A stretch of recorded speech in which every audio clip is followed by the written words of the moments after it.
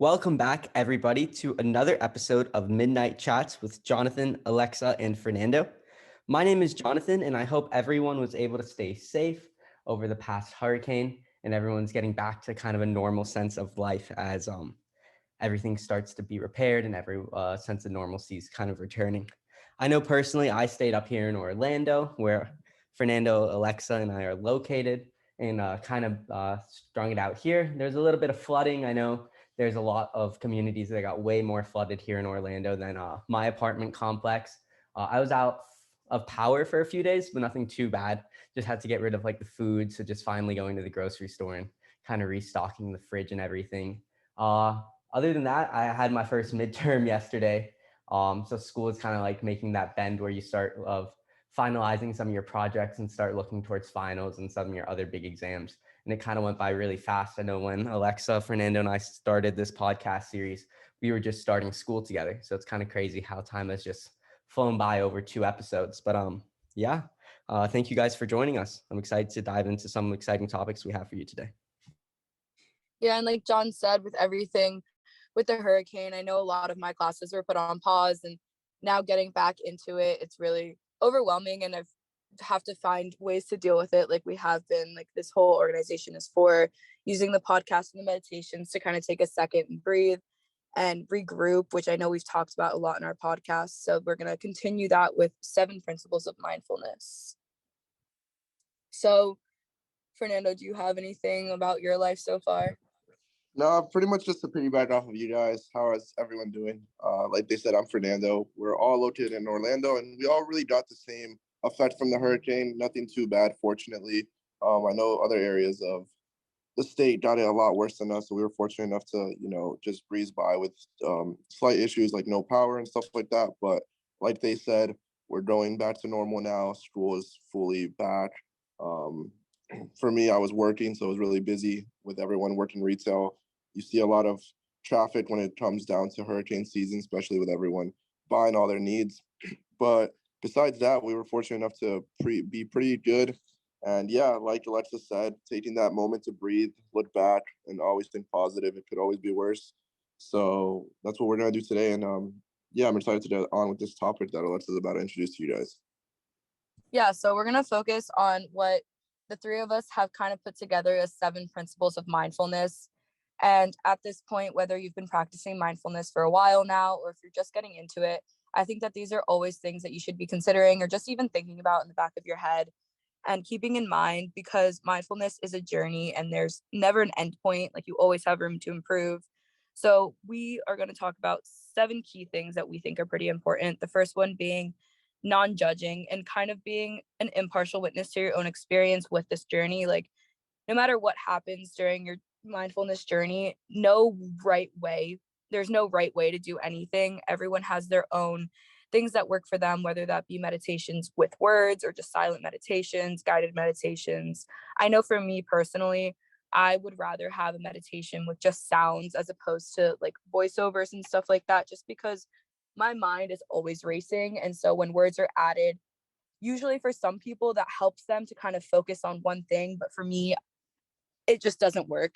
So that's kind of me being non-judging in my own mindfulness journey and kind of expressing myself the way I feel fit. And that's my take on the non-judging part. What about you guys? So actually, it's funny that you mentioned that your meditations are with no words. So I'm actually the opposite. Like you, my mind is always racing and always thinking about 1,000 things at once. When there is words and a voiceover per se in a meditation, it kind of gets me to focus on that so that my mind is only focused on that, and then I can really be relaxed. If it's just sounds, it'll be relaxing, yeah, but my mind will still not be as much of at ease as it could be, because I'll still be thinking of other things. But yeah, just being non-judging and seeing everyone's different viewpoints, really. Just like this example is perfect. Alexa's meditations are different than mine, yet they both get the same outcome for us, and both give us that sense of relaxation and give us a minute to breathe. So it's really important to not think that there's only one way or one right answer, because there really isn't. So yeah, that's my input for that. Yeah, so as both Fernando and Alexa mentioned, they both kind of utilize podcasts to kind of go into like the non-judging and just kind of being your own kind of experience in the world. Our website, mindfulme.org, has a lot of great meditations, a bunch of different kinds, some that Alex used, some that Fernando used, and like an in-between if you're just starting. So I definitely recommend checking those out. But for me, non-judging kind of just means, I heard a quote once that like, you are the biggest critic of yourself. So you kind of have to start there when you're judging. A lot of people go really quick to like judge themselves and judge other people. And it's just really important to try not to get stuck in comparing yourself to someone else or comparing your work or anything that you really do to someone else, and just be happy with like your own space. And I think meditating and doing stuff like that could definitely help out. Yeah, and with that comes our second key point is patience, and kind of like allowing yourself to form different types of um, like thoughts, and just having patience with yourself through this journey and just in life in general. I feel like we always say take a breath, like take a step back and kind of analyze what you're doing right now and focus on the future. And I think that's something that for us as college students, at least, and for everyone really, everyone needs patience in their life. Like I know for me, everything has to happen at the same time. Like I was just going into grad school and kind of like applying to grad schools has got me thinking of what I want to do with my life. And I've always thought that like I'm just going to start where I want to end. I don't want to have to go through the nitty gritty of things and kind of like work my way up. And that's something that I found myself to be impatient with, and something that I know I need to work on personally. So taking that time and that knowledge of yourself to kind of step back and be like, okay, like I know where I want to be, but how am I going to get there? Even if it takes years to get there, I know where I want to be. I know what I want to do. So that was my version of patience for this, and mindfulness in general as well. Like I know, for example, the different types of meditations you listen to, like that could change over time, and being patient with that and working your way up. And even if you want to start your own meditations and listen to your own meditations, that takes patience and knowledge as well, and just kind of being well rounded in like what you know you want for yourself, which obviously takes patience. Yeah, I think that's a great point, Alexa. I mean, I often find myself like being very impatient when it comes to just like doing schoolwork and deadlines. I'm just trying to like get as many things done as I can in a quick motion of time, because all of a sudden that 11:59 deadline's coming and it's 10 p.m. and you're trying to get done. So I'm rushing through this like for example, I had a paper due not too long ago, and like all of a sudden I'm just like looking through sources, reading the abstract, trying to figure it out. So I think I could definitely be more patient when it comes to school assignments and things like that. And I think that can be a lesson taken not only when it comes to school, but going into like work, and just trying to make sure like if we stay on top of like our deadlines and things like that, that's a way of exhibiting patience that many people just don't see as a way right away. No, yeah, most definitely. I can definitely relate to that, Jonathan. To being too patient sometimes lets you not be so organized, and definitely lets you procrastinate a lot. And I deal with that in on a daily basis when it comes to school, and just pushing my limits when it comes to deadlines and getting it done. But definitely being too patient can also hurt you. But also seeing it as like an everyday type of thing, and not just with school or work, but just on a daily life, like being patient with anything that you're doing throughout the day, whether it be like being in traffic or just stressing over something. If you're just patient about it, that stress that comes from, the 5 p.m. traffic getting to work or coming home from school or whatever it may be, it really does take a toll on you mentally. So being patient with yourself and with those around you will definitely help you see things a lot easier, if that makes sense, because your stress from not being patient won't change the situation that you're in. It won't get you home faster. It won't get you to work faster. It won't get the assignment pushed back any further. So really just the mindset behind it is works hand in hand with the patience that you have to exhibit every day. Yeah, and I think this goes towards something that we push a lot, is like focus on what you can control. If you're focusing on something that you know you have no control over, like that 5 p.m. practice, like or traffic, you're not going to be able to like move the cars yourself. Like that's something that you can't control. What you can control is what you think about it, how you think about it. Like it's giving me more time on my way home from work to kind of like take a breath, so that when I get home, I can get back into what I need to do. So with that comes also our third key point, is kind of having an open mind about things, and developing kind of like a way to be curious in all paths of life, including mindfulness.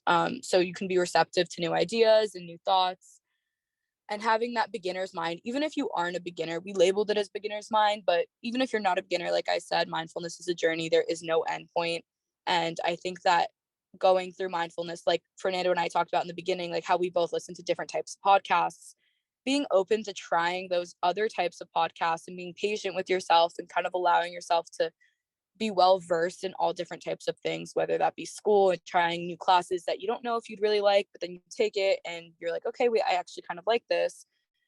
That opens a lot of new doors, and just being an open mind with everything, I know personally has really helped me. Like, for example, all throughout high school, I wanted to go to law school, and that was kind of my plan since the beginning of high school. And my senior year of high school, I changed my mind and I was kind of like, okay, wait, I like psychology. And I had to find a way to open multiple doors, still using that field of law because I did like it so much. And that's where I ended up with my major, forensic psychology. Just being open to new ideas and kind of allowing yourself to explore, I think, is super important. And not only like our age of being in college, but forever. Like, that's what keeps you young, is um, keeping your mind open to new ideas.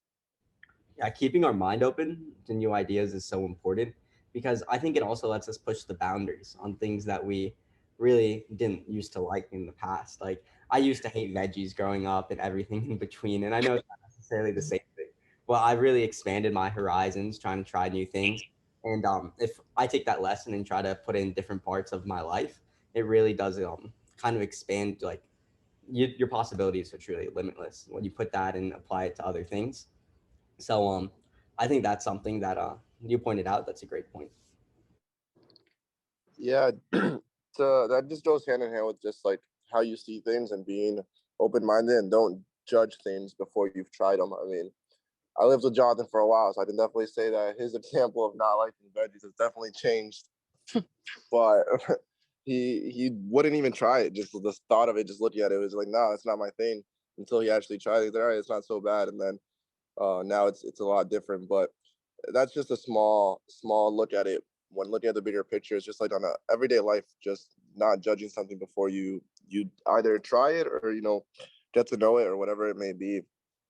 But I've dealt with several things where I'm just like, oh, that's not for me. Even when it comes to work, like, oh, I don't like this position in this job. But then you're in the job, you're excelling in it, and then you start to like it. And next thing you know, you're just moving forward with it. But the biggest thing is just to try it and not to close out any boundaries before they even open. Yeah, I agree. In all facets of life, I think that that's really important. Just like I said, keeping your doors open. And also our next key point, which is trust, which goes hand in hand with that, keeping your mind open, is kind of like trust the process. I know that that's kind of cliche and you hear it all the time, but it's really like detrimental, and it's really like important in anything you're doing in your life, is to trust the process, whether that be growing up in and of itself is a scary process. I know for all of us, like, it feels like I started college yesterday and next year I'm graduating. Just trusting the process and knowing that everything happens for a reason, and everything will end up the way it's supposed to. Even if there's bumps in the road, major bumps in the road, little bumps in the road, it has its way of figuring itself out. And that's where mindfulness comes in, and kind of like taking that breath and kind of acknowledging that, okay, this isn't necessarily going the way that I thought it would, but I know that I have the power to make it end up the way I want it to, and having that trust in yourself that it'll end up the way it's supposed to. I'll be where I'm supposed to be. And I think that that's really important in everything you do. Yeah, making sure to have trust in like yourself, and I think it's also like a core group of people around you. um I think sometimes we often hear like especially back in like grade school, from middle school and elementary, like make sure you surround yourself like with those that you want to kind of like portray. And I think just trusting like a core group, which starts with yourself and then the people around you, and just trust like what you're doing is going to get you to exactly where you want to be, just like Alexa said, I think is very, very important. And I think trust goes a whole lot further than any of us can think. Yeah, 100%. What you guys said earlier about trust the process, yeah, it may be cliche, but it's definitely true. Everyone's journey is different. For me, for example, like, I was the first one in my family to go to college, and I was like, yeah, I don't know if it's for me. But now, like Alexa said, we're about to graduate in a year or so. So it definitely shows you that although you might not think it's the right process, the right journey, the right path, at the end of the day, everything happens for a reason, and definitely, it works itself out. Whether it's not as smooth as it could be, It's definitely not as rough as it could be. So it will work out at the end, and just trusting it and having that patience and having that open mind. It all correlates with each other because it works hand in hand, and it's all part of that process that we're talking about right now. So it's definitely one of the most important things to do. And as they mentioned earlier, definitely use all of these practices and principles together. It's not just one or the other. It's definitely a combination of all of them together.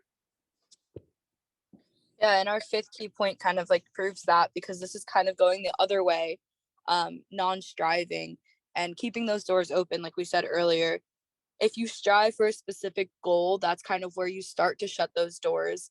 And that's when you kind of doubt yourself. So non-striving for anything specific and kind of just letting everything play out the way it's supposed to, will sometimes be better in the long run. I know for me personally, I kind of like to have that goal in mind so I know what I'm working towards. And a lot of people don't really function like that. They kind of go with the flow, but I am very much so, I need to know what I'm doing, why I'm doing it, when I'm going to do it by.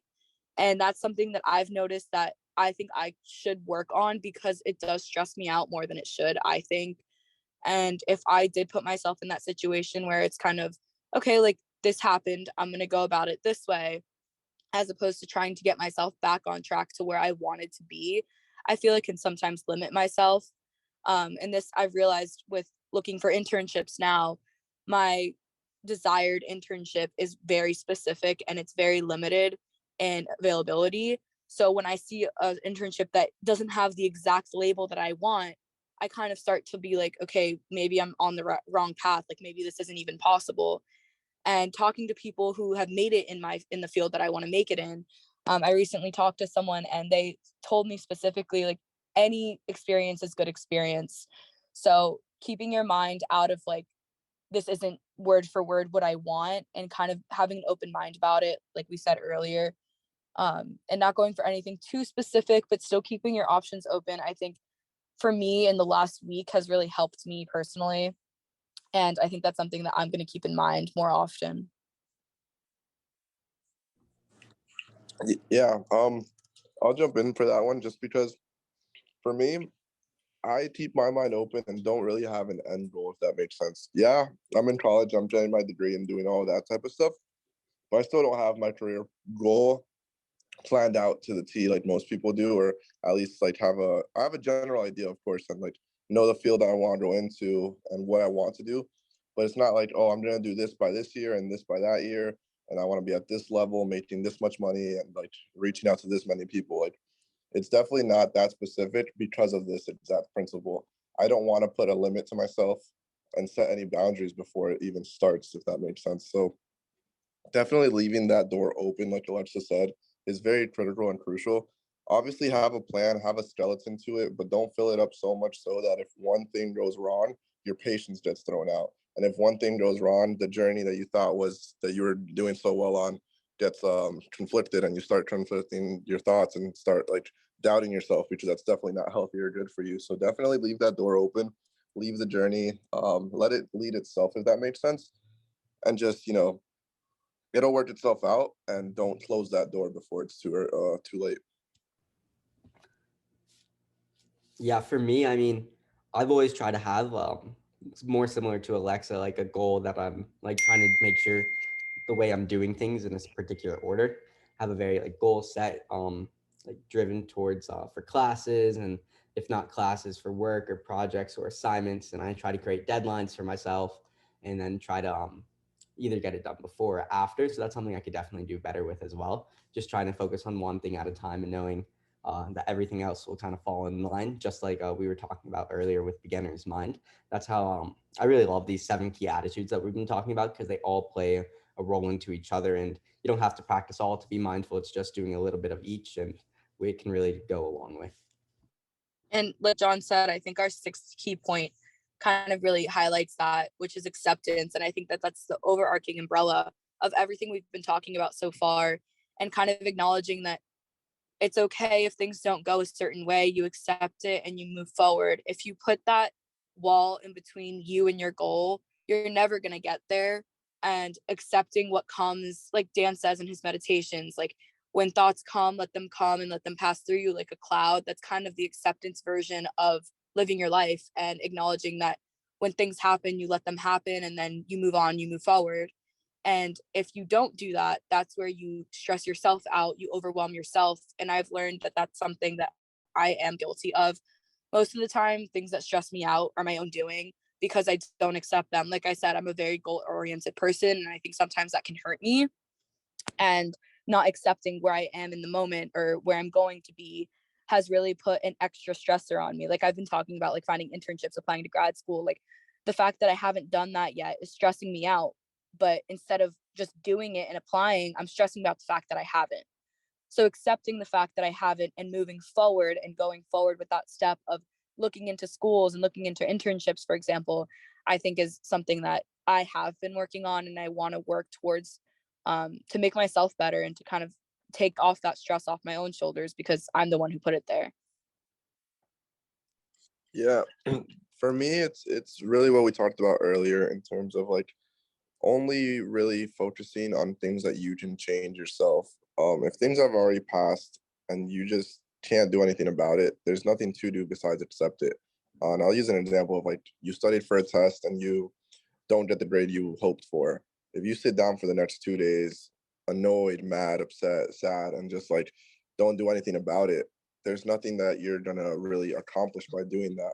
You just have to accept that that's what you got, and then just see how you can improve for the next one. See what you can do differently, and those are the actions you can really control. But definitely, the first thing you should do is accept it, and that's what goes for everything, not just for exams or for school, just in life in general. Just being able to look at things in that perspective of if I can change it in the future, I will. But if it's already passed, accept it and move on. Just staying stuck up on that will do nothing but just make more time go away and just stress you out for things that you can't control. Yeah, Alexa started us off so well with the topic saying that like acceptance is the overarching kind of like of mindfulness overall. If we can't accept where we are, then we can't improve ourselves for the better, and we can't do these little things that we want to do throughout the day that'll just make us a better person and happier with our self, such as meditations. The biggest thing with meditations is kind of accepting where you are and kind of getting into that very clean, neutral mind and just being one with yourself. So being accepting who you are and seeing things as they are is a key step of mindfulness, probably one of the most important steps. And our last key, which I think we kind of put together with acceptance, was letting go and acknowledging that in order to move forward with things, we have to let go of things. And this is in all facets of life, whether it's school, work, meditations, mindfulness, whatever it is, letting go of what you think is wrong or negative or something that you did that you regret, whatever it is, you can't move forward until you let it go, which goes hand in hand with acceptance, I think, in my opinion. And I think that that's something that we can all work on. Like I said, mindfulness is a journey and there's no end point. Just like everything in life, you can always improve. You can always find ways to make things better, including yourself. And I think letting go is a huge part of that, along with accepting everything that happens in your life. Yeah, so a lot of this does sound like it's a little repetitive in a sense, but it's only because they work and correlate together so much. Like I mentioned earlier, letting go of things you can't control is my biggest thing and the biggest thing that I look at. Like even with roommates that I live with now, it's like they always look at me and they see that I work and go out and still go to school all the time. And they're like, how do you deal with it? It's just like, if something that's out of your control, then there's nothing to stress about. Just let it go and move on with your day, move on with your life, move on with your week. That's just how I live personally. I know Jonathan and Alexa know me well, and they understand that that's how I am as a person. Like I won't stress over something, even though everyone else is, because there's no point in stressing about it if you can't do anything about it. So really, just letting it go and just only focusing on what you can control is my biggest takeaway with almost all of these principles. But definitely work with these all together. Don't choose one over the other because they are all working hand in hand with each other. But yeah, that's really it. It's very crucial to use the 7 principles in a day-to-day life, not just, oh, let me check in on myself in a week. Have I been using it? Definitely hold yourself accountable as well to be keeping it in the back of your head and using it on a day-to-day basis. So we hope you guys took away some important key mindfulness activities and kind of attitudes throughout this podcast series. Thank you for listening to Midnight Chats with Jonathan, Alexa, and Fernando. Be sure to check out all the other podcast series on mindfulme.org. We have Mind Watch with Dan and Thomas, TBH with Tatiana, Bianca, and Hillary, 365 Health and Wellness with Brendan and Daniel, and Ben's Den with Ben. Thank you guys, and we hope to see you next month.